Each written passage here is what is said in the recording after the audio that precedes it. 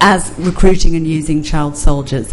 It triggers a mechanism which kind of obliges the UN to set up a monitoring and reporting mechanism and to sort of mainstream the monitoring of children's involvement in armed conflict into the UN's work. Now, Thailand is not in that situation. It isn't. It is not listed as an annex to the Secretary General's report. The situation in the South has been mentioned and referred to in the Secretary General's annual report in the text as a situation of concern. So that's as far as it goes at present. In terms of the threshold, there is no categorical threshold, which is kind of both problematic and a plus to the extent that these situations are assessed on a case-by-case basis. And obviously the nature and extent and the scale of the problem is one of the elements that's taken into consideration, and the types of activities that children are being involved with. But there isn't a kind of line that's clear that you cross into. Are there any more questions or comments from the floor?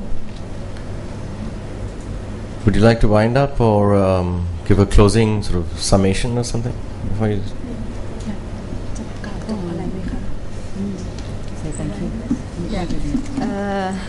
I would like to thank you everybody for coming, and a lot of questions that are very useful to us.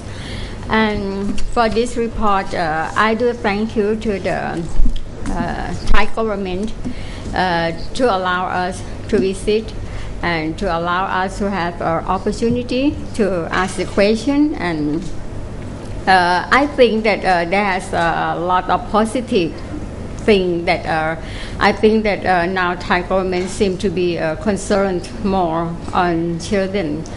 But I think that in the conflict area that may change to armed conflicts, they need maybe specific mechanism to protect children, not to be only children who affected by violences, but children who may be the perpetrators also.